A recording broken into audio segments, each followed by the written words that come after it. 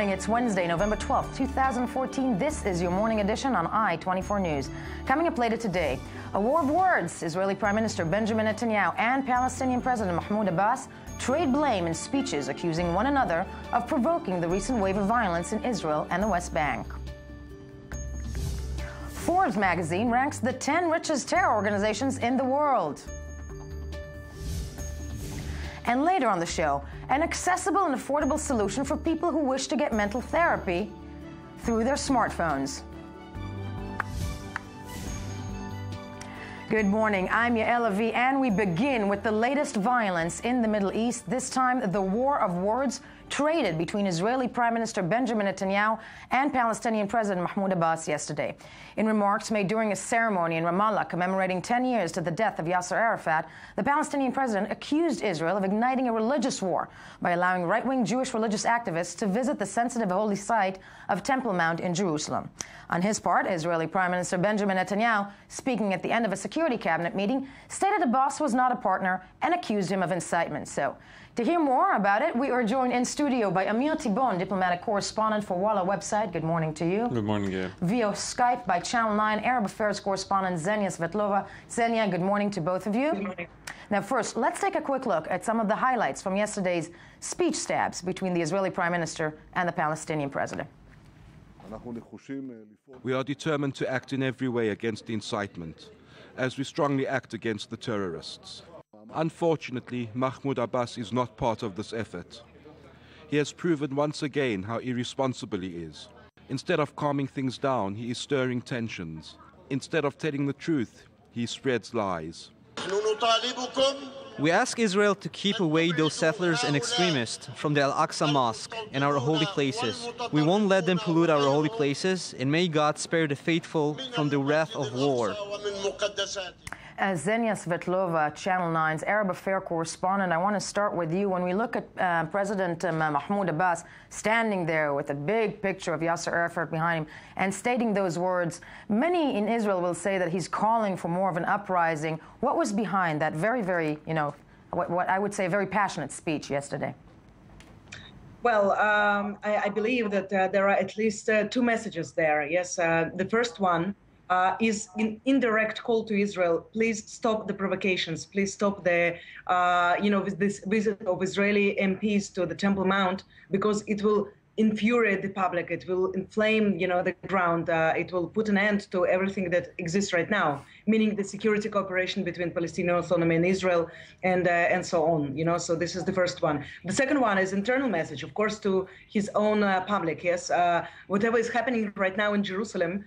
Although we do not control the Temple Mount, at least not directly, and we do not have any grounds at all in Jerusalem. There is no Orient House. It's all of this. It's not relevant right now.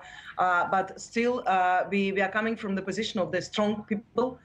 We can dictate our will. The whole world is with us, in this attempt to prevent the changing of the status quo on the Temple Mount. Yes. So he's trying to improve his own position also in the West Bank, because as we know, since the operation in Gaza, the influence of Hamas in the West Bank is growing.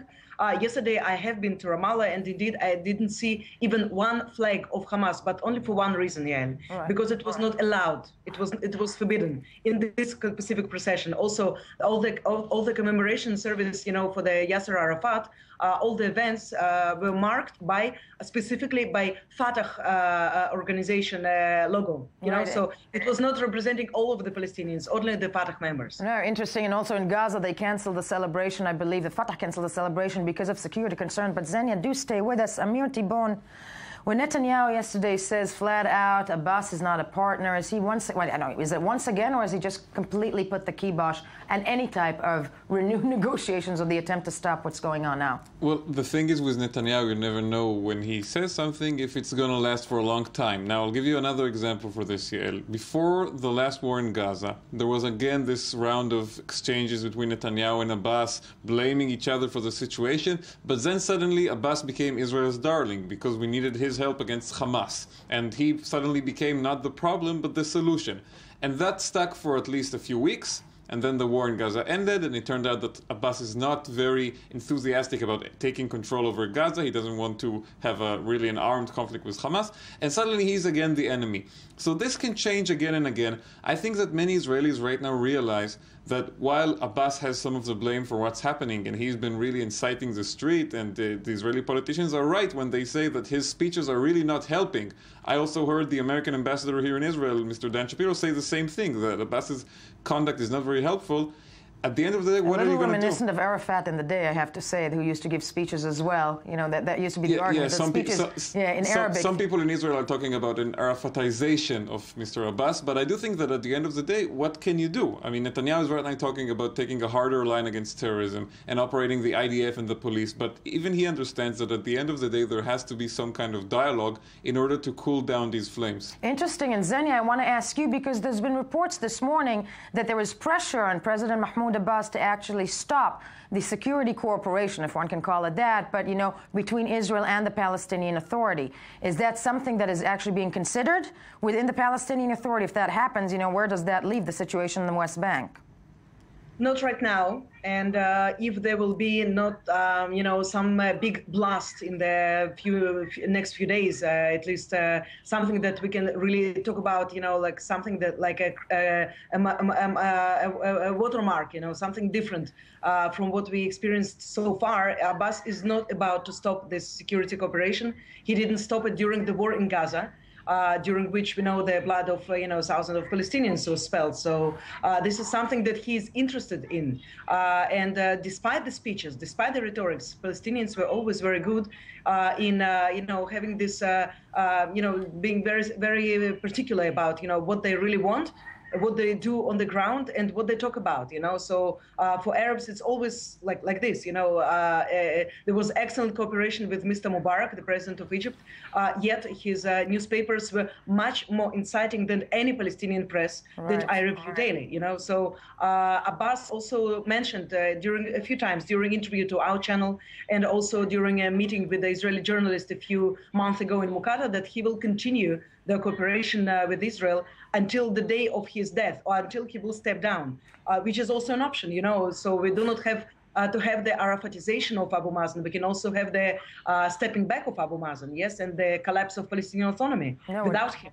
Without him, exactly. Which I think many people know, but Zena, you are staying with us.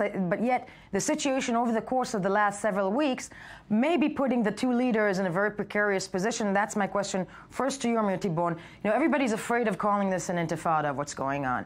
Neither is anybody in the Israeli administration calling it an intifada, and that's a discussion we can have on coffee one day. But that said, Netanyahu what can he do to combat the recent wave of violence, be it actually on the ground and from within the calls in his coalition? Well, first of all, I have to say on the word intifada, I talked to one Israeli minister yesterday who used that word, but of course it was off the record, not for publication. Not for publication. Yeah, but the general feeling among the public, and the politicians get it, that this is a big wave of violence. This is not something that we've seen in the last few years, and they're calling it an intifada between themselves.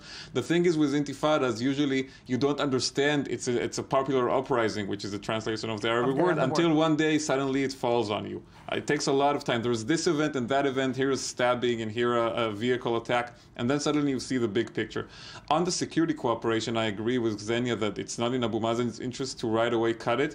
The problem is that the situation is getting more and more tense every day, and things can change. Positions of leaders can change. 2 days ago, the Israeli ambassador to Jordan, Israel's really best friend in the Arab world, gave a speech in Jerusalem commemorating 20 years to the Israeli-Jordanian peace treaty. And he said, right now, what's happening in Jerusalem is putting the peace treaty in danger. He said, when Israeli members of Knesset go up to Temple Mount, and this is viewed all across the Arab world as a huge provocation, and people in the Arab world do not realize that this is not authorized by the prime minister or the defense minister, then this really causes a lot of tension. And the Israeli ambassador to Jordan said it really clearly. The peace treaty is in danger, and the security cooperation between Israel and Jordan is in danger. So think about the Palestinian-Israeli cooperation, which is still weaker than the Israeli-Jordanian one. And not even really set in place. Sanya, the same question to you. When we say intifada, and again, that's a different discussion, but when the fingers are pointed at Abu Mazen, at Mahmoud Abbas, what can he really do? Because no organization is actually taking responsibility for the recent attacks. They may praise it, they may say they welcome it, but they're not not taking responsibility. So how can the Palestinian leader actually control the ground when it comes to these, what seem to be, incidents driven by a one-man band? Well, when it comes to Jerusalem, it's really, I would say, absurd to demand from Abu Mazen to control the ground in East Jerusalem, where there is full Israeli security control. So also neither he and neither his party Fatah is popular in East Jerusalem. And I remember the elections of 2006, in which Hamas already back then in 2006 already was victorious, yes, and took much more votes than Fatah did. And also the situation is today. I go every day to Silwan and to other neighborhoods, to Ras Al Amud, and what I see is Hamas flags. Okay, so this is something different. Jerusalem is different. Jerusalem is not. It is West Bank, but of course, geographically, but it's not under the control of the Palestinian security forces. This is very important. If we talk about incitement, then Hamas is doing a huge role in inciting the ground. If there is a factor that today is very interested in having the third intifada, of getting rid and eventually from Abbas in West Bank, then it is Hamas. Yes, so the situation in Jerusalem, I would say, it's really not under the control of Abu Mazen. And if we are talking about West Bank, then yes, I can tell you for sure that during the last week in Hebron, more than 30 people were arrested by Abbas security forces. As long as it will continue, yes, as long as it will continue, as long as his security forces will do what they're expected to do and not cooperate, with either Hamas, Islamic Jihad, or, the renewed Al-Aqsa brigades, which were dismantled in 2005, but now we're again speaking about some organizations, they call themselves Al-Aqsa brigades. So the situation is still under control today, Yael. It might not be so tomorrow or the day after. And we're joined now real quick by Tal Shalev, I-24 News diplomatic correspondent in Jerusalem. Tal, what is planned for the Israeli Prime Minister today when it comes to the current situation?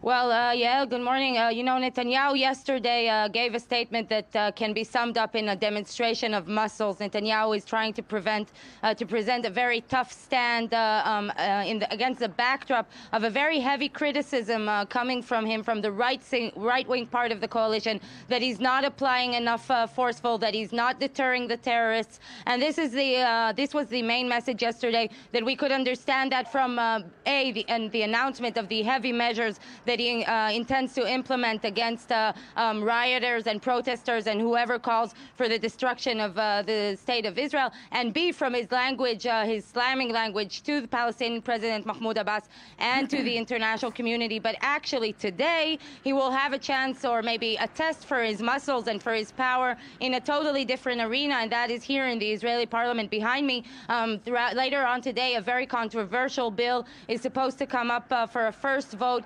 This is a bill that is called in Israel the Israel Hayom legislation. It is aimed at banning free distribution of newspapers, and it's directed clearly to the newspaper Israel Hayom, which is published by Sheldon Adelson, Netanyahu's main mogul, main millionaire. And the bill is, and Netanyahu will have today to show there is a test to his coalition, and he today will have a demonstration of muscles. At the same time, he will be also following what's happening in Jordan, in Amman, where U.S. Secretary of State John Kerry is expected to arrive later today. Exactly. Tal Shalev, thank you. Speaking of John Kerry, that basically was, the highlight of this morning. John Kerry expecting the region because of what is happening in Israel? Yeah, he was in Oman, in the Persian Gulf, to discuss the Iranian nuclear negotiations, and then he decided to do a stop in Jordan, in Amman, to meet King Abdullah and discuss with him the situation in Jerusalem, try to maybe put down the flames a bit.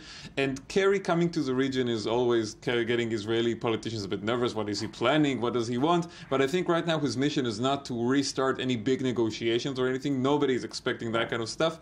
It's really just to find a way to put down the flames and maybe get Netanyahu and Abbas at least to talk at through some communication channel about specific, very urgent issues that need to be resolved in order to end this violent wave before it gets out of control. And definitely not speak anything about renewed negotiation. Aminati Bon, fabulous to have you here with us as always. Ksenia, thank you for being with us as well from Jerusalem, and of course Tal Shalev as well.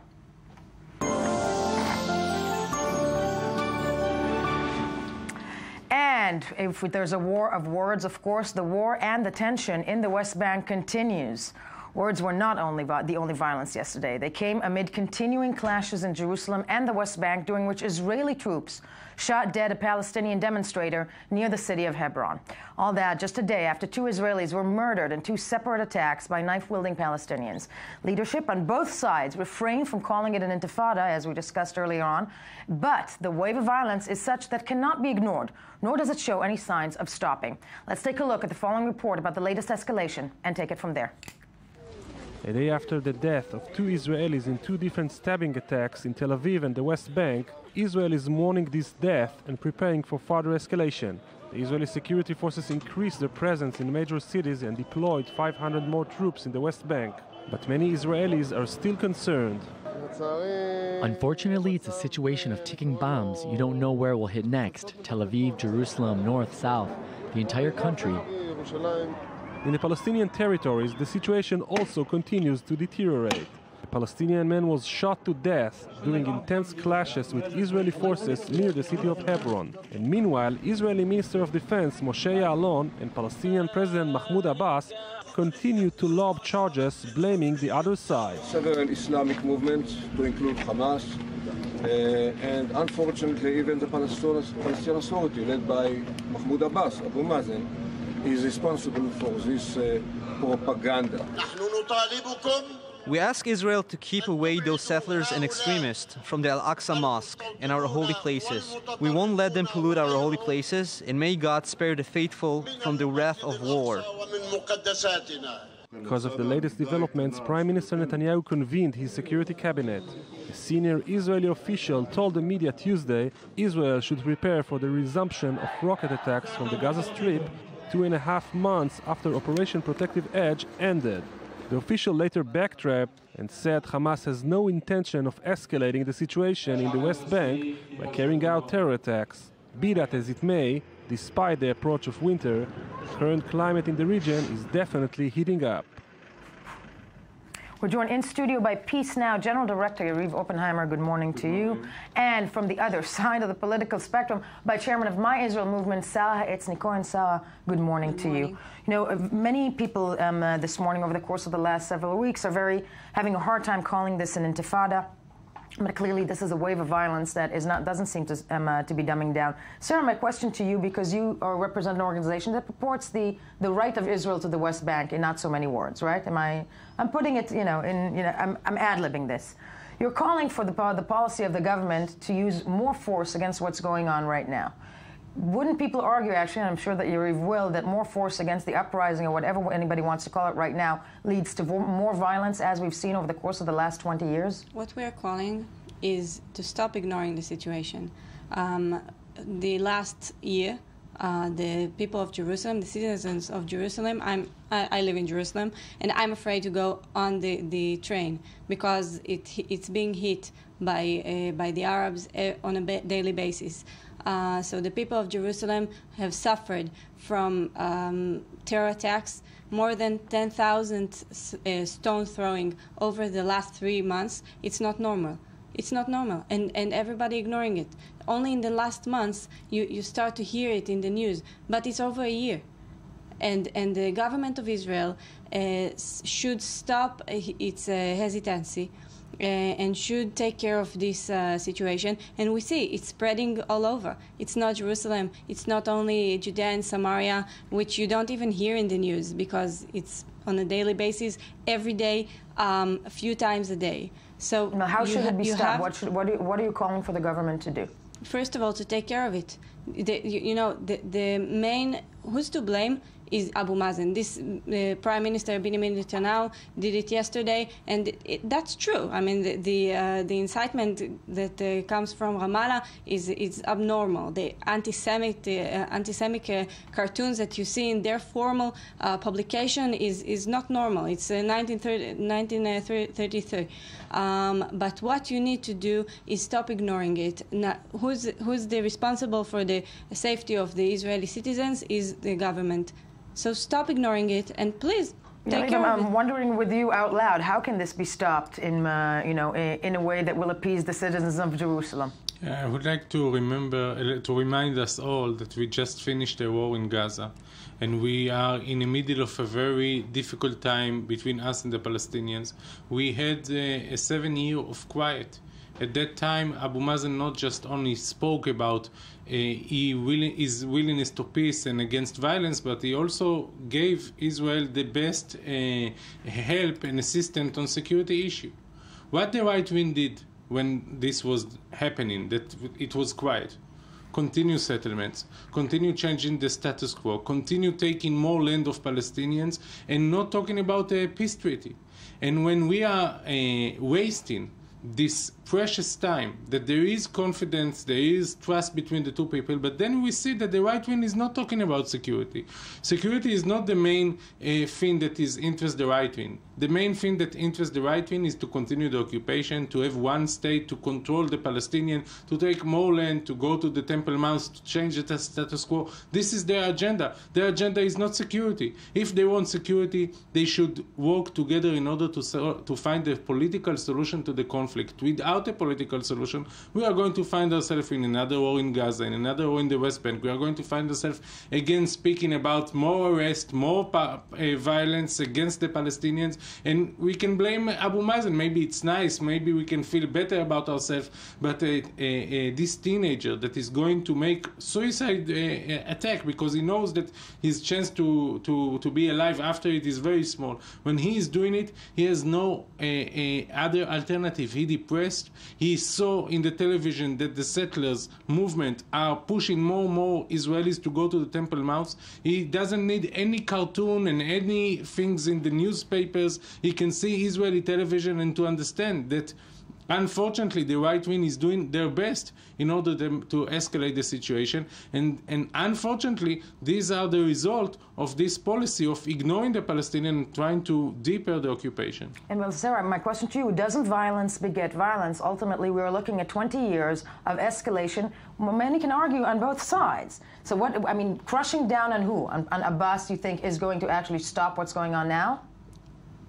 What we saw in Oslo agreements, we tried war, we tried peace. What we need to do today is to try to hold this situation and see how can we hold our country. I mean, Judea and Samaria, this is our history. This is our country. We cannot be occupiers. It's not occupation. So give the Palestinian citizenship, and then it will not be we can occupation anymore. We can argue this. We can this argue is the this. issue. This is the reason for the violence. We can. I'm not sure this is the reason. We have violence in Taibe. They have citizenship. They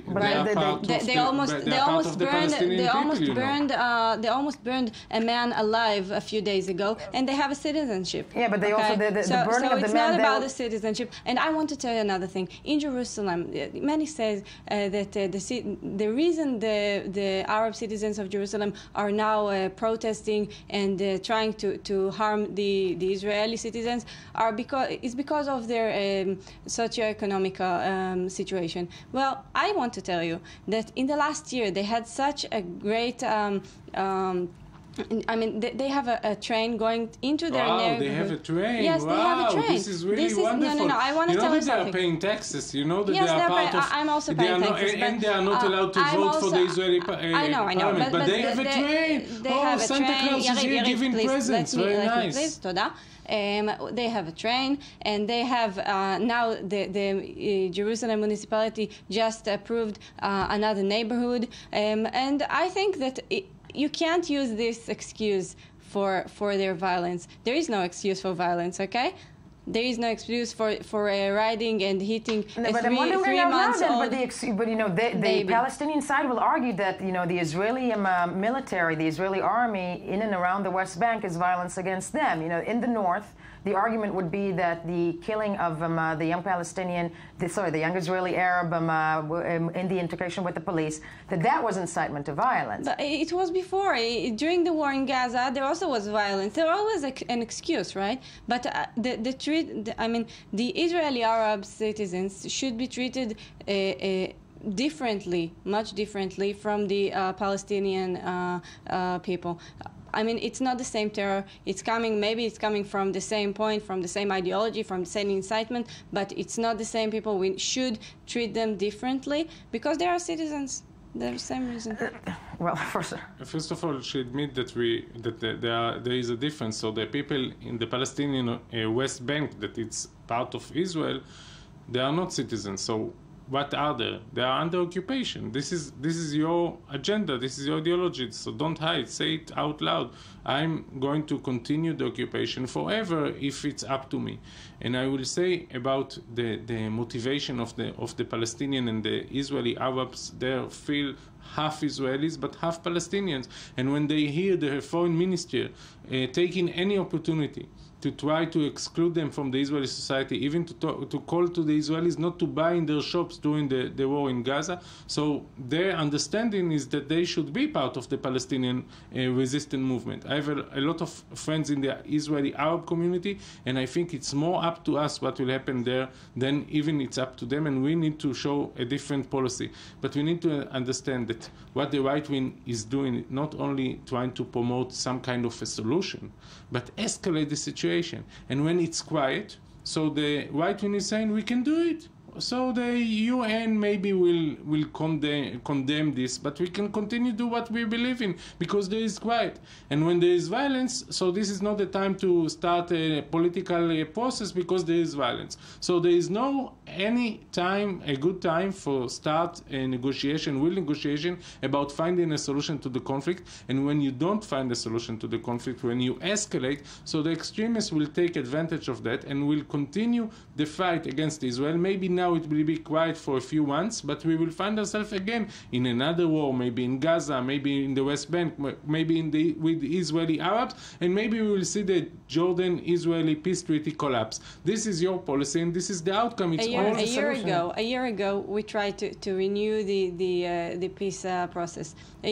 About a year ago, and what you said and what the left-wing side of Israel said, okay, there will be terror now because the terror jumped.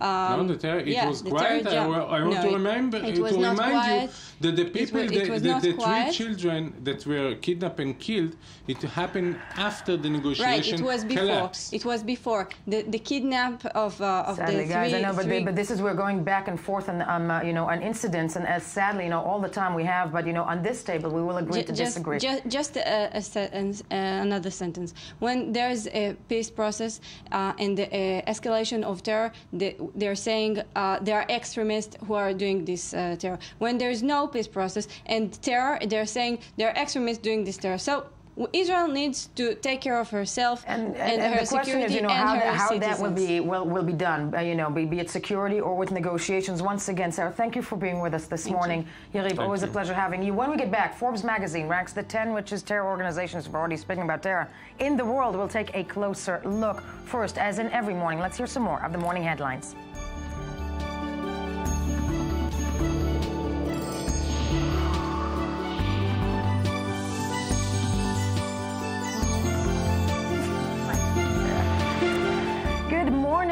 This is the morning that is November. Help me out.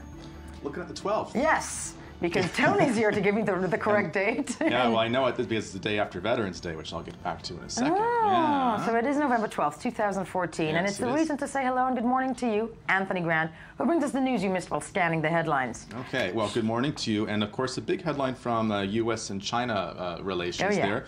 U.S. and China have unveiled new climate change goals, which are unexpectedly ambitious. So this is something that... the two people who can change it, sorry, the two nations who can change it. Yeah. Now, interestingly, the United States here set a goal to reduce the greenhouse gas emissions by something like 26% by 2025. But China didn't get that specific. They set a ceiling.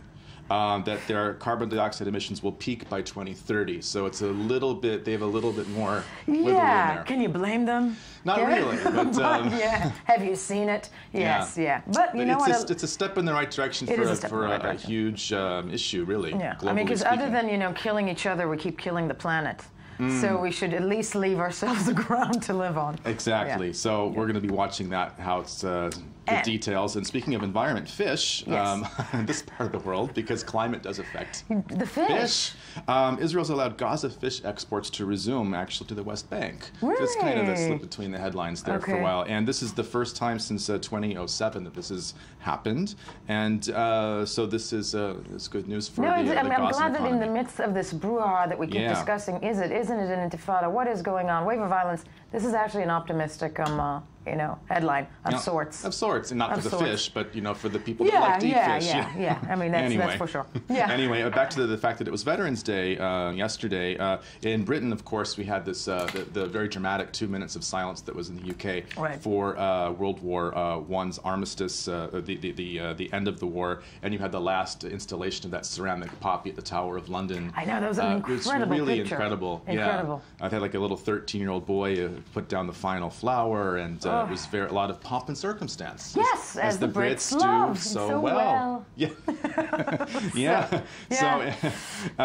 Good times there. I mean, solemn times, but very dramatic stuff. And then, of course, coming back to the Middle East, Daily Beast has an interesting headline: "Inside the ISIS-Al-Qaeda merger talks." Yeah. Fascinating. They talk about it like it's a company, but anyway, they're talking about what they say is a secret meeting that just happened in Syria, brokered by the Khorasan terrorist group, to attempt to get together Islamic State and the Al-Nusra Front, which are ostensibly arch rivals. But if this happens, it's going to be very, very problematic for a lot of the American-backed rebels that are fighting Assad in Syria, which already seems to be happening. So this is toxic stuff. Very toxic. And you know what? I'm going to be the layman viewer right now, and I'm going to ask something out loud that just was raised in my mind. I'm glad Bernadetta is here from the INSS. If the Daily Beast knows where the people are meeting in Syria, can't they give the information to the Pentagon? I mean, come on, think about it. This is published in the They may Daily not know Beast. the exact location, but I'm sure the sources are legitimate, because otherwise they wouldn't I'm sure report true. it And the thusly. frightening thing, the merger of the big new evils, so to speak, or the new evil and the and old it's evil. reported. It's not. I can't say that it's confirmed, but apparently It's reported, which is there's the right way of putting it. Yeah. Still terrifying stuff. something Thank you. to watch. Yeah. Yes. In Turkey, people are not watching Game of Thrones if they're in the military. Turkish army has banned the Game of Thrones apparently, and because of its portrayal of negative behaviors, including sexual exploitation, pornography. That's how they put it, actually. No, they're nice. Because my husband is obsessed with Game of Thrones, and my argument to that is because it's soft porn. Well, the Turks would agree. But I think it's a fabulous, fabulous. The more alarming thing, though, is that at the same time they're introducing elective courses in Islamic education in the military, which is apparently the first time this has happened. Because the army is very secular in Turkey, but we are looking at sort of a bit of a climate change, if you will, a shift in many ways. In the tone there. And I think it's devastating that they've taken away Game of Thrones. Yeah. Oh well. Anyway, interesting headline from the Wall Street Journal. We talk a lot in the world about trigger-happy police, which are the cause of many problems. All over the world. All over the world. Yeah. In Brazil, particularly. According to this headline, the Brazilian police force show a really unusually high use of deadly force. They're killing 6 people a day in the line of duty. Which actually puts them among, actually ahead of the United States. According to this article, killing 5? Well, in the United States, there's about 400 people that are basically killed this way a year. In Brazil, it's 2,212 people in 2013. Were felled this way. So this is the staggering numbers. Yeah, ridiculous. Yeah, and doesn't really get into the whys of the situation, but it is kind of alarming. I wonder, is there a why? Which is terrifying on its own. Yeah. So anyway, interesting stuff there. Yes. In Brazil. And of course, you brought this to my attention that George W. Bush is taking a shine to the idea of Jeb versus Hillary in 2016. He basically endorsed his brother. In a kind, gentle kind of way. I'm urging Jeb. But it's the way he kind of brought Hillary into it, kind of as sort of... no, that's very true. It's the way he brought Hillary into it because he's almost called the two candidates who will run. Right. and kind of saying that would be an acceptable kind of competition race for him. Nice. And talking about name recognition, and again, you just get through the midterms and already there's all this stuff winding up about the 2016. It's probably a little Obama fatigue that's playing into it. Yeah, nicely put. Yeah, but he's still in the there painting still at and 1600 Pennsylvania Avenue. So anyway, making a comeback in the United States is the Hummer. Really? Yeah. Washington Post says it's because you can thank falling oil prices, and all of a sudden these big gas guzzlers like the Hummer, which were so popular, it was quite a few years back already, now are actually making a comeback, and it's kind of for environmentalists maybe not the greatest news. No, and somebody who lived in the States, I gotta, these cars, which are so... They're like tanks. The tanks that are like the epitome of the capitalist way of living, my big car, my big thing, you know, it's... Why do you need this in an urban environment? Well, they do carry more groceries than like, a Toyota. And if you want to supersize everything, then might as well, go with that car. Yeah, but it is, you see these little, grandmothers sometimes pulling up to the shopping mall in the Hummer. That's the Hummer. Yeah, because gas is, it's apparently... The oil prices are falling, let's kill the world. Yes. Okay. Anyway, time for one more. Time for one more, yes. This was interesting news for pizza lovers. Pizza... Yes. that includes... us. Pizza Hut, which is like the world's, I think, biggest pizza chain, is making, they're making a huge movement to craft pizzas.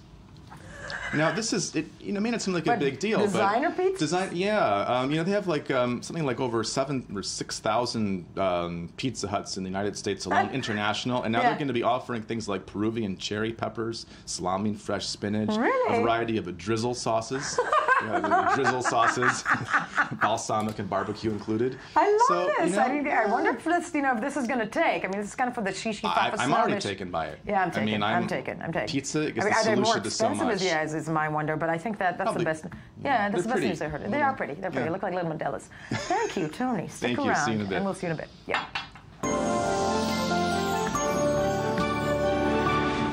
Forbes magazine usually ranks the richest people in the world. This time, it chose to rank the 10 richest terror organizations around the world to scare us a bit. So to see which organization is the richest and where does this whole money come from, we're joined in studio by research fellow at the INSS and a lecturer at Tel Aviv University, Dr. Benedetta Berti. Good morning to you. Morning. Always nice to have you. And before we break it down, let's take a look at the following report and see where it stands.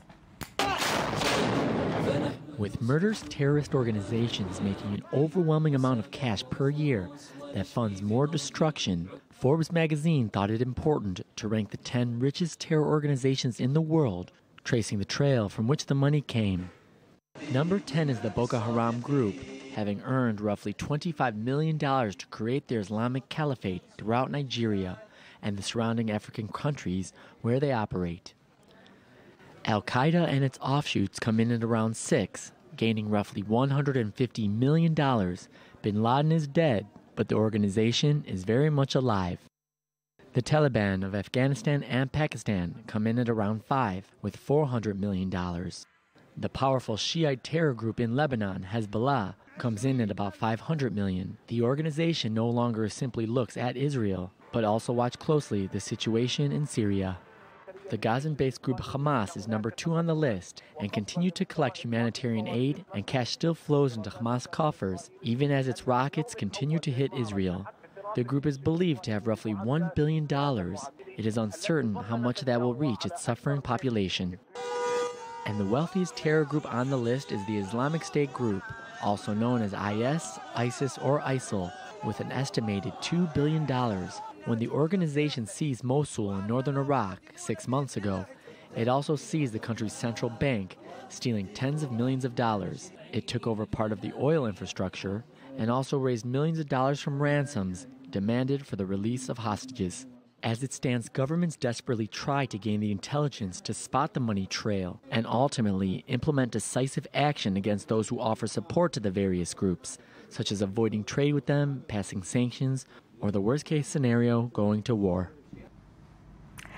Dr. Benedetta Berti, frightening stuff. I'm going to start with the million-dollar question, actually, the billion-dollar question, if we want to put it that way. Daesh, ISIS, ISIL, however they're called this week. Yep.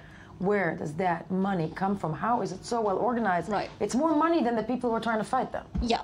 Well, pretty much. It's pretty much more, right? Yeah. So, okay. So, first of all, let's talk about oil. Yes. ISIS makes between, some people say 1 million, some people say 3 million monthly because of oil. They smuggle oil, they sell oil in the black market. That's a big source of revenue. So a lot of their wealth does come from the oil smuggling. That it has increased as they have extended their control of oil-rich areas in Syria and Iraq. On top of that, they also deal with other things like ransom, kidnappings. They get a lot of money from that. That has been traditionally one of their source of income. So we're looking at them valued at approximately $2 billion. Yeah. So you got the oil, you got the ransoms, then you got the fact that right now they're a government, so they're administrating territory. When you administer territory, you collect revenues, you collect fees, so that adds up. The taxes, exactly. so to speak. Yeah. And then you also have the fact that they are also involved in things like trading wheat. They control wheat, so grain, they trade grain. Yeah. That's also a source of income. So when you add it all together, it pretty much leads to the estimated gigantic sum. Gigantic sum. That, right. I mean, once you have the money, you have the power. I mean, we can't avoid that. Absolutely. What about the arguments that, you know, a lot of their money is actually being funneled and brought in from other countries in the surrounding area? Right. Not anymore. I mean, it's a fair point to say that when the civil war started in Syria, and even before, you have a lot of money coming from the Gulf, either through the governments or through private donations, fueling the jihad and fueling and going to the more radical groups. And that's certainly true. But today, as it stands, even if ISIS, IS, Daesh did not get any foreign contribution, they would still be self-sufficient, and that's the really interesting trend and also the worrisome one. And on top of that, we talked about when they took over Mosul. So they got cash from the bank, plenty of cash. So that's actually, that's what, 10 million? They got millions. No one knows exactly, but they got a substantial sum of money, and they got about $4 to $5 million worth of military equipment from just looting what the military, what the Iraqi military left behind when they pretty much gave up and fled Mosul. So if you add it all together, yes, the foreign contributions maybe at a certain point in time back in the days were relevant, but today it's a different game. They're already self-sufficient. Because the foreign contribution is something that I'm assuming the international community could stop. One of the ways that usually, you know, when one of these organizations is being fought is that you try to freeze their assets. Absolutely. Is there a way of trying to do that with these amounts of money when it comes to ISIS? I'm going to touch on them only right now.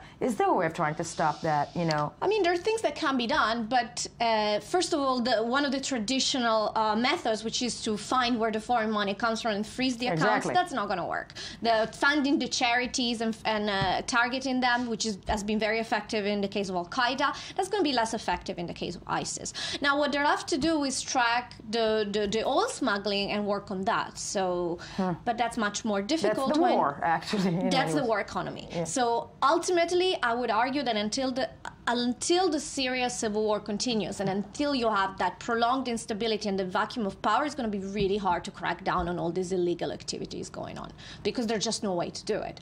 So I see it as a very hard thing to completely cut their funding until the situation stabilizes. And the funding actually, I don't want to say just keeps them alive. The funding is what makes them so strong. Absolutely. And you know, I'm turning to a bit of news that Tony brought in, which is thinking of the money, the amount of money. If there is some sort of a merger, and I can't believe we're speaking about these groups as as big corporation. Where does that put them?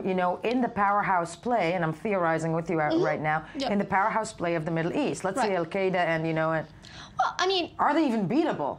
Yeah, I mean. Yeah. Still, I think one of the problems is we have overestimated or somewhat pumped this threat a little bit. Thank you for saying that. Yeah. But still, still, it is a very serious group. They have financial resources, they have discipline, they have commitment, they have the ideological appeal. So it's definitely a worthy opponent. And were there to be a merger, I think that would have very serious consequences inside Syria because the so-called moderate, secular, the opposition that the West or the international community could work with is being really beaten by two fronts, by Assad and by the extremists. And a merger would really weaken that. Dr. Benedetta Berti, thank you so much for being with us. When we get back, what is the connection between an application and psychological therapy? We'll try to answer that soon. First, though, let's hear some more of the morning headlines.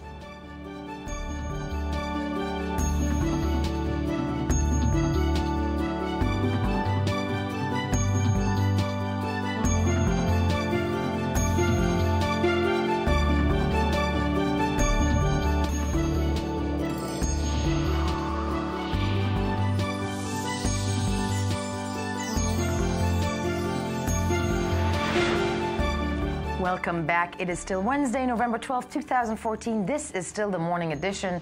I'm still Yael Avi, last I checked, and thank you for staying with us. Now, on to our next topic. The Israeli initiator, Ronnie Frank, has launched a new application in Manhattan named Talkspace, which offers digital, real-time mental support for licensed therapists through text or video chat. The whole subject of viral therapy stirs a big discussion in the therapist world, so to try and break this down, we are joined on the phone from New York by Talkspace co-founder Ronnie Frank. Good morning to you, Ronnie.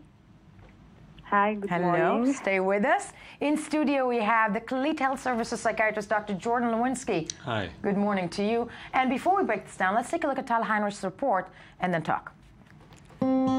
Every year, around 60 million Americans suffer from a mental health disorder. The majority, however, never seek treatment. Along with the high cost and accessibility, the stigma prevents them from doing so. But here is the solution, located at the busy Manhattan intersection of 5th Avenue and 23rd Street. It might look like Jake Gyllenhaal's Bubble Boy sequence, however, the people in the inflatable igloo-shaped domes are actually in the middle of a therapy session. They are texting with the Talkspace app, which offers digital, real-time mental health support from licensed therapists. It was interesting to be in the middle of New York City in a fish bubble talking about your feelings. It's fun, but the person I was speaking to was really awesome. The idea behind this installation, called pop-up therapy, is to raise awareness and inspire transparency, both literally and figuratively, in mental health care. The goal is to show that therapy can be accessible and affordable, and above all, that it's nothing to be ashamed of. Anyone can stop by, relax, and get a free 15-minute session with a professional. Do you feel convenient in messaging or texting with the therapist? I did. I think it because it's like texting, it's easier for me to like write out my feelings and things like that, rather than, when you're like sitting in front of someone, sometimes it's hard to explain things. So this kind of gives you the time to like reflect on what you want to say and, really read what they're saying and not just kind of have that. It's a little bit, I guess, like not as personal as like sitting in front of a therapist, but at the same time, like there are benefits. The therapy process begins with a free consultation. One of the 100 Talkspace's licensed therapists assess the user's needs. Then the user is referred to a specialist and has the option to pay for text or video sessions. If one decides to pay for 3 months in advance, the cost is only $19 per week. The younger generation, I think, when they would prefer probably to do it via text rather than like having to go somewhere. It's definitely more convenient too, like if you need it like in the middle of the night or something. I think that's good.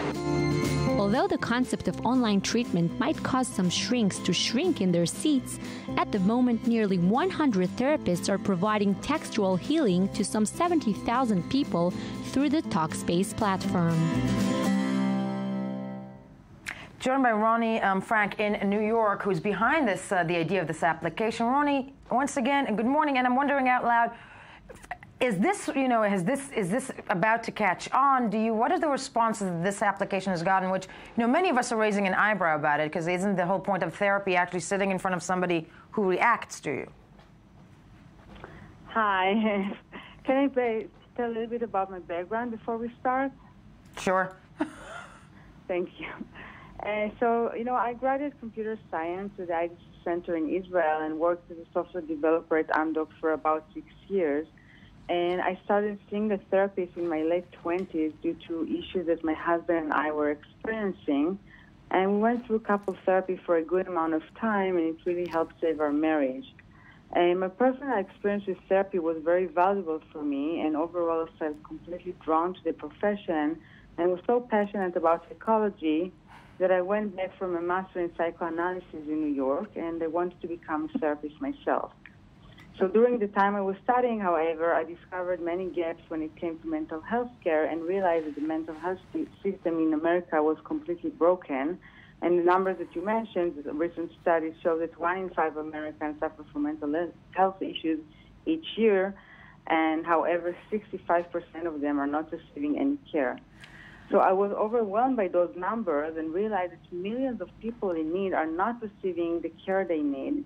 That's when we started to explore how we can turn this into an opportunity that can help people to live better, healthier lives. we learned that the biggest barrier to therapy is cost. This was not surprising at all. I personally paid $175 each week for one 60-minute session in New York. The average cost of face-to-face therapy in the U.S. is about $120. No, I paid $150. Yeah. No. It's the money is staggering when it comes to mental health, any kind of health services in the States. The idea behind it, now that I hear you speaking, is very, very lofty and true. This may enable many people to get to it. I want to ask, though, Dr. Lewinsky, who's here with us from the Clalit Health Services, and Ronnie, do stay with us online. This is controversial, though, to say the least, because when it comes to mental health, many will argue that you need kind of the personal interaction. And I'm going to straight shoot to the extreme situation. Mental health sometimes can lead people to want to commit suicide. Is this something that you think can help or hinder that? I don't think it helps or hinders. I think these kind of platforms are enabling people to reach treatment. However, they are not intended for people who are really sick, who have serious mental problems. Why? Because if a person has to have a community service with social workers and psychologists and psychiatrists, these kind of platforms are not currently sufficient to provide these kind of services. However, maybe in the future they will be able to do that, and these kind of services are providing only a subset of the therapy that can be provided, because it's not the same to be in the same room with a person than to talk to him via text. It's not the same. It's not even the same to not just communicate. Mental health issues, yeah. Obviously. Even if you video chat with somebody, it's not the same as being in the same room. You can't comfort a person just like you comfort him when you can even reach out and hand him over a handkerchief or something. So it's not the same, but this is an opportunity. I believe also in telemedicine, and I believe that it enables the people who are far away from therapy. One of the main problems in mental health that there's a lack of professional care. So people who are far away or are unable to reach their therapist will be able to use these kinds of services and help themselves. And how about Ron Frank, I have a question to you in that respect, because the arguments would be, are there disclaimers that would come with the application? Is it directed towards people with, not severe mental health? How would this work if somebody really is in need of, immediate help? I'm talking about, again, I'm about to commit suicide, somebody will say, what can be done then? Therapists will do the same thing they would do if these clients come to their private practice. I just want to say that we encourage anyone who is currently doing face-to-face therapy to continue, especially if they can remain committed and can afford it. We're not looking to replace in-person therapy. In fact, we think it's incredibly valuable. What we're trying to do is offer an alternative for millions of people in need, so the therapy is more accessible, affordable, and flexible. Some people just cannot find therapists where they live, while others cannot dedicate 60 minutes a week at a therapist. Or getting therapy also shouldn't be a hassle for the single mom balancing 2 jobs and kids. So our mission is to provide therapy for all. In fact, I have to say another thing. Talkspace therapists report that people open up much quicker compared to their private practices. And being at the forefront of this movement, we're getting a lot of feedback through our network of over 100 licensed therapists, where our members are telling us that Talkspace changed their lives because it finally gave them access to professional help. Just for example, we have a 50-year-old scientist who suffered from depression for many years, but never looked for professional help because he was afraid his colleagues finding out and hurting his professional reputation. And I can say in that respect, that looks like something that could really help people who are afraid and ashamed, which they should not be. I can start, we will stress this out loud. But at the end of the day, if this, this can you think that this can replace, Ronnie, hold on, I'm asking Dr. Lewinsky, this does replace therapy completely in those instances? No, I don't think they also don't think that it will replace anything. I think that no, but I know they don't. But people may feel that that's what they want to do, just that. For some people, it will be enough. for some people it will be enough, and that's good for them. Listen, I mean, Ronnie Frank, it's a fascinating application and launch that you've done there. Thank you for joining us this morning. Dr. Lewinsky, thank you for being with us as well. We moved to something completely different. Sort of. You're locked with us, so if we go crazy, please administer some medicine.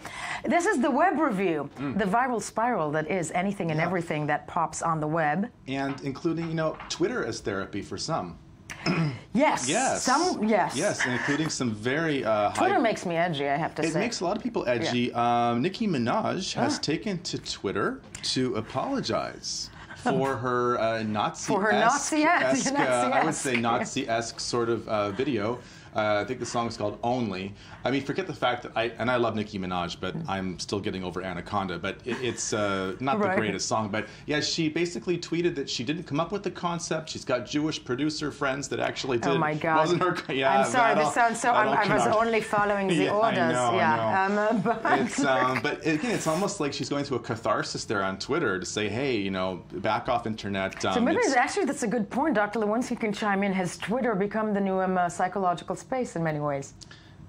Obviously, it can for a limited. Putting you on the spot. Yeah, but for most of the people, it's just a narcissist tool. Okay. Yes. Well, anyway, in that case, it's a whole big flap. But and also in Twitter, there was a situation with Bill Cosby. First of all, the sexual that sort of it started off with he did on Twitter something called Happy Monday. He wanted to start a meet, which I hate when people say Happy Monday. I know, because Monday's Monday. It's not happy. Yeah, okay. Ain't happy. So they didn't clobber him because of that on Twitter, but apparently, those 20-year-old rape allegations, you know, hit him in the face virtually with Twitter, and basically he kind of deleted his whole attempt. That tweet, which set off what they're calling a massive social media fail for him, unfortunately. But it's sort of like, you know, he was so big at one point, you know, Bill Cosby, and it's a case of like someone who was in a different era, not making it really with the social media. Not making it with the social media. Not only that, listen, these allegations are very harsh, and I think, you know, because we're all in the social arena, because we all are judged in social, you know, in social networks, then, you know, if you're out there, beware of what you do. I've been watching reruns of A Different World, so I think he's all good. The Chinese guy who spent a fortune on iPhone 6s to make a proposal, did you hear about that? No. Yeah, it was Singles Day yesterday in China. A lot of singles. Of course they need a day. Forget about climate change. Yes. So this one guy spent, 50,000 British pounds, or it must be like almost $80,000 or something, on an iPhone 6. It's put them in a heart formation, and to ask his girlfriend to marry him, and she said no. Oh, God. Yeah. How awful. Talk about needing therapy. No. Yeah. But now he can have a lot of therapeutic sessions on all those iPhone 6s. Yes. Yeah. Dr. Lewinsky concurs. Okay. And the takeaway is, if you want an iPhone 6 on the cheap, contact this man. Because that is devastating for the man. I must be tempted to call him. That's terrible. Flowers and chocolate. Maybe would have done the job. Maybe she looked at him and go, "You're crazy. No, I don't want to marry you." Yes. Something like that. Anyway, someone who has not had any trouble with the ladies. Remember Mick Hucknall from Simply Red? Yes. Holding Back the Years? Holding Back the Years was like a player? He was he apparently, now he's 54, but he said that during the height of his fame, he was going through three female fans a day. Yeah, so, I know. Yeah. Calling him the Ginger Lothario. Yeah. It's disturbing in a way, but you know, slightly. I mean, I know we all like celebs, but come on. I'm thinking Mick Jagger. Yeah. Those kinds of David numbers. Bowie. Yeah. Or Madonna. Yeah. I don't know. Yeah, but Mick Hucknall. It's a lot of sex, and that brings me to Sex in the City. Yes, please. Remember Mr. Big? Chris Noth. Chris Noth now with a good wife. Well, anyway, he has come out sort of in a weird sort of slap and pat about Taylor Swift being appointed as New York City's ambassador. Good for him. Yeah, he's basically saying, what do you expect? Because Manhattan is now a boutique borough. And so if someone has a $20 million Tribeca apartment like Taylor Swift, yeah, she's the perfect ambassador for New York City tourism. I'm very proud of him. Yeah, interesting, right? I mean, I will have to, you know, I'll put myself out on a limb there. I agree. Because it's become the city of the rich. And Taylor Swift, let's face it, We love her. We love her work, but as the ambassador of New York City, I would take Seinfeld or even Sarah Jessica Parker any day. Yeah. Okay. And One Direction. Yes, One Direction. Yeah, that One Direction singer. Because I know nothing about them, but everybody. Very popular. Huge. But you got to be 10. You got to be 10 or 12. Anyway, the other day, Lewis Tomlinson was wearing a T-shirt with the old 1980s Apple logo, which remember had like a rainbow kind of motif. Right. So an article comes out in the Independent saying that he was very supportive of Tim Cook from Apple, who came out as gay, but he slammed the reporter saying, "What are you talking about? I'm straight, leave me alone." And it was very nasty on Twitter. On Twitter? Yes. On Twitter, the social arena where you get your sappy fix. When we get back, Quentin Tarantino before the news.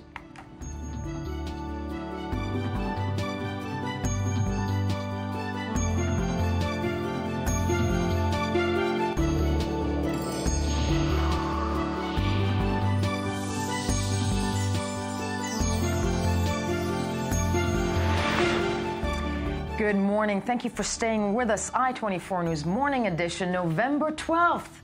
We have pretty people in the studio. You're always so scared what I'm going to say. Yes, it is Chen Lieberman with the culture twist fix, whatever you have. And of course, also Michael Friedman here with the sports. It's fine. He's the pretty one. He's the pretty one. No, she's the pretty one. No, we're gonna he's the pretty one. Brains before beauty. Okay, great. Yes, there we go. So we'll start with some bad news, I think. Quentin Tarantino. I'm sorry, I gotta stop you for a second because I love that you come in. You look like a ray of sunshine, and it's culture, and then you bring this horrific, depressing stuff. But yeah, let's start with the bad news. Exactly. Okay, sure. Yeah. Quentin Tarantino is saying he's going to retire after completing his 10th film.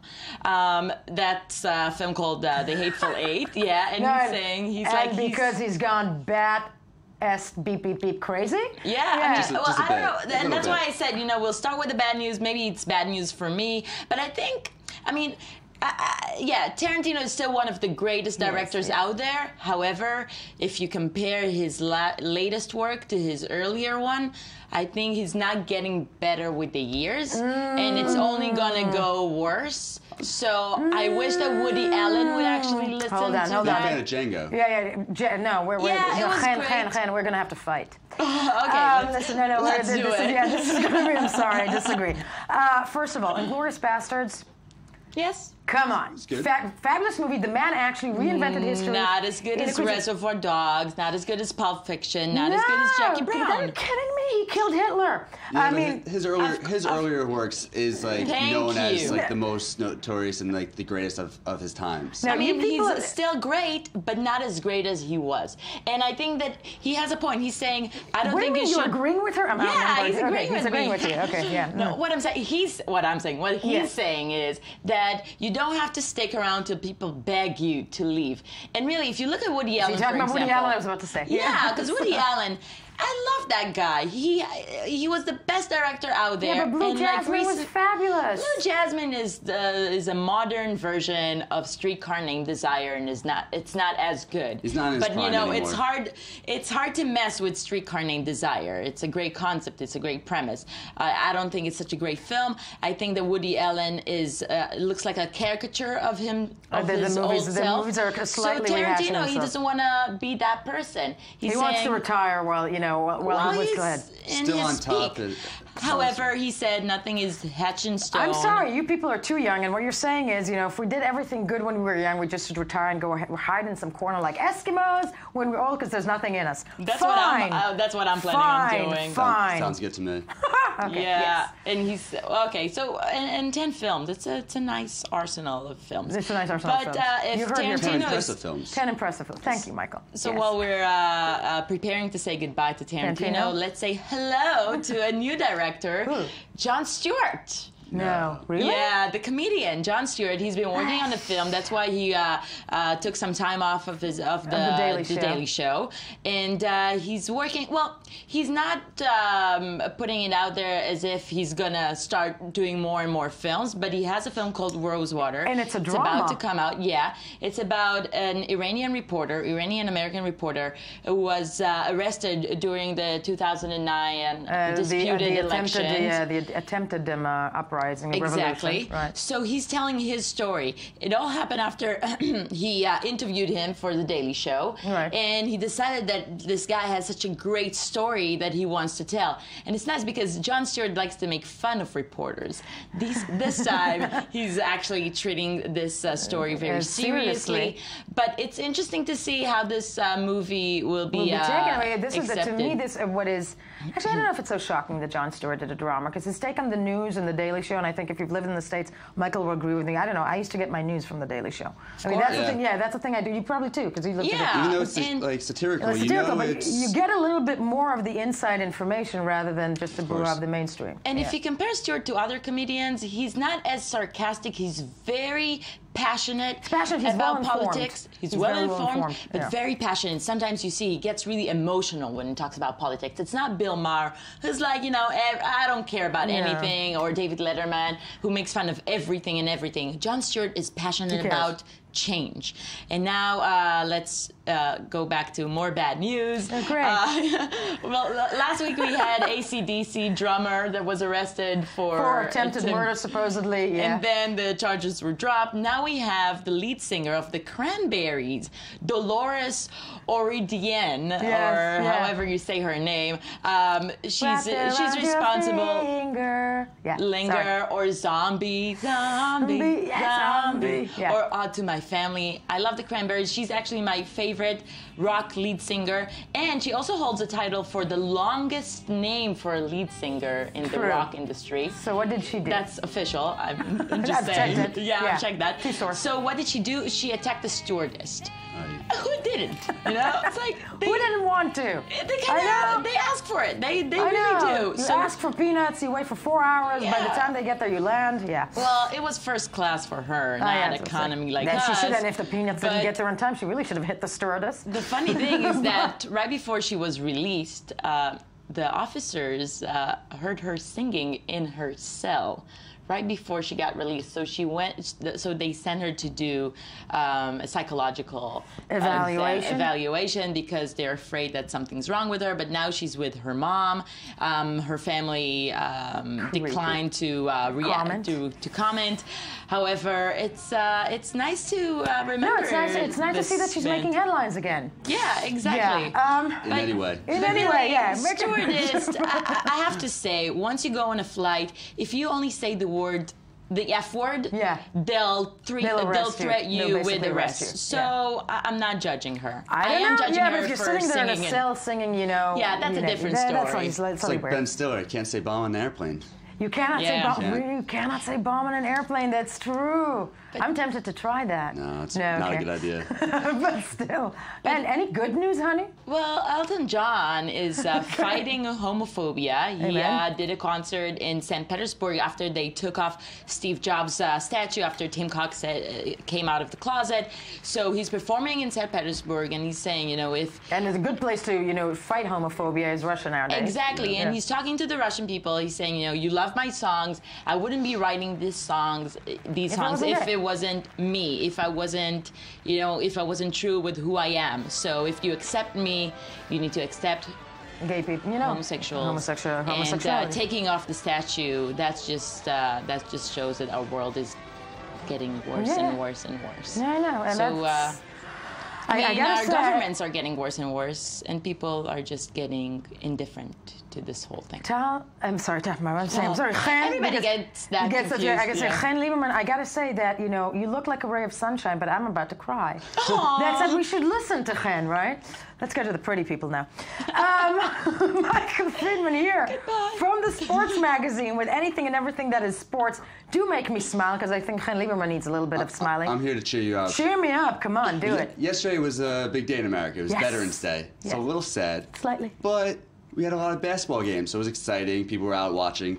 And yesterday was an amazing game with the Portland beat Charlotte 102-100. It was a crazy game. 102-100. It was a close one. Literally last second. That would be like the last second that something goes in. To shoot, exactly. So Charlotte was up until the final quarter, and and there we see it. Charlotte. Charlotte. I know nothing about them. I'm faking it now, Michael. Michael Jordan, right? Yep. Yeah, That's, I know it only because of the Obama, Michael Jordan having problems with one another. Right. So Portland, you know, they came back, they had a crazy like buzzer beater, and then Charlotte thought that they tied it up at the end, but they didn't count it because it just, like by the slip of his fingers, didn't get it off. I remember, but I love those games where it's like at the end, there's either a three-pointer or like one. Yeah. But the NBA, I feel like a lot of the games, it's always it's come to the end. Definitely. There's a few other big ones. Toronto beat Orlando, 104-100, which was close. LA Lakers lost again. So, be interesting. Kobe Bryant's having a little difficulties. Very sad. Very sad. But you have a report for us as well about what? Bayern Munich. Yes, Bayern München. Bayern München. Nice one. Okay, well, now we know what you can say. What about Bayern München? So they are the top team in the Bundesliga, and it seems as if there's no true competitor. There's no one there to actually take them on. To take them on. German power. Let's take a look.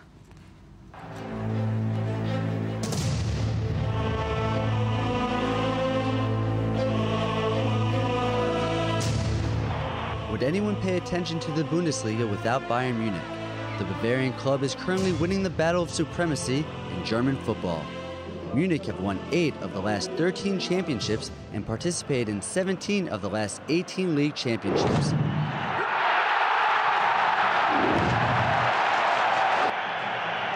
Last year, they even impressed everyone once again with a new record clinching the title with 7 matches prior to the end of the season. And with that, many of the Bayern players have shown self-confidence that sometimes come off as arrogance. I do not think we have weaknesses. We played a lot of matches without taking goals lately. The German team showed their strength when they beat Roma in the Champions League 7-1, and the Italian coach knew how challenging it is for a team to play at the Allianz Arena. But who has managed already to take 1 point in the Allianz Arena? Nobody. This season, they are still undefeated and already leading the championship 4 points ahead of the pack. But the fact they continue to buy their opponents' top players brings little challenge to them each year. It appears the Giant continues to play alone, and they need a true contender in order to continue to grow.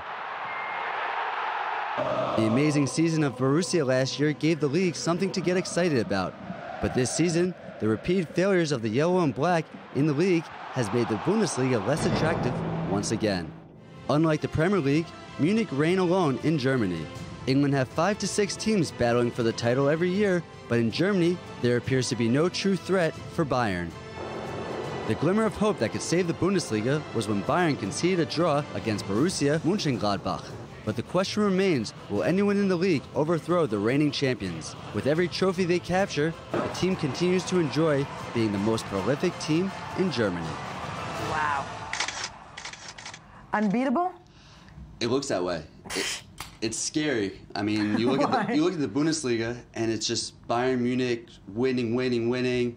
You got the Champions League. Everyone's fearful of them. Have they been this strong, you know, in past seasons, or for years? You look at the Premier League, where there's Chelsea, City, Manchester United, Arsenal, like a ton of teams that compete, and it's exciting. You never know even till the end.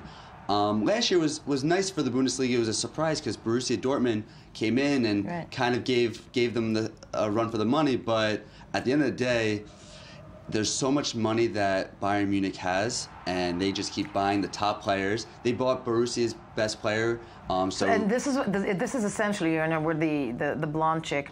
I shouldn't be saying that about myself, right? No, okay. I don't know which you can say it about yourself. It's like we can make fun of our parents. Right, You can't talk about that. You can't. Yeah, you can't say that. You can't say that, exactly. And I think she'll take that from me. But the blonde chick asks, because really it boils down to how much money a team has, right? Yeah. And when you say they have a lot of money, I mean, like how much? I mean, they buy players for how much? They buy players for 30, 40, 50 million pounds a year. Like, I mean, there's this new fair play regulations that are trying to make things a little bit more even for the smaller teams.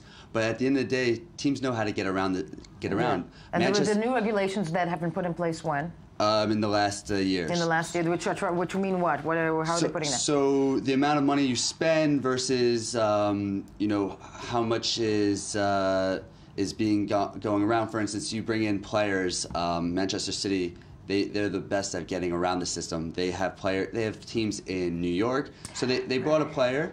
They bought him for New York, and then they said, okay, we're going to put him on loan, and he's playing for Manchester City, but he's not on the Manchester City's, roster for financial play. Gotcha. So that's how you sort of get around that. Yeah. Teams are learning how to get around, but it's tough because how do these smaller clubs compete with these giants that have so much more money? So the UEFA is trying to make it so it is even for all the teams around. Bayern München clearly not affected by that right now. Yeah. No, they're too good. They're already looking like they're going to win the Champions League as well as the Bundesliga is done. But the Champions League, they won it 2 years ago. Last year, everyone expected them to win, so you would imagine they're going to be hungry for it once again. Where does Ozil play? You know Ozil? Ozil, yeah. He's in Arsenal. He's in Arsenal now? Yeah. Oh. He's been injured a lot, so it's been tough for him. Sorry, I'm so, yeah. Ozil, the only thing I know about him that he's so hot. I'm sorry, I love Ozil. All the German players apparently are very attractive. Ozil is Turkish. I'm just saying. But yeah, there we go. Yeah, that's my knowledge of soccer / actually football. Football, yeah. Michael Freeman. Despite the fact I'm American, it's football. It's football. And you are with the Sports magazine every single day, right? Thank you very much for being with us this morning. And of course, Chen Lieberman, with anything sad you want to know about culture. But with a smile. But with a smile. With a sunshine smile. Thank you for being with us this morning. I-24 News Morning Edition. Check us out on the web, Twitter, Facebook, and of course, tune in tomorrow morning for another morning edition to start your day as you should be doing every single day.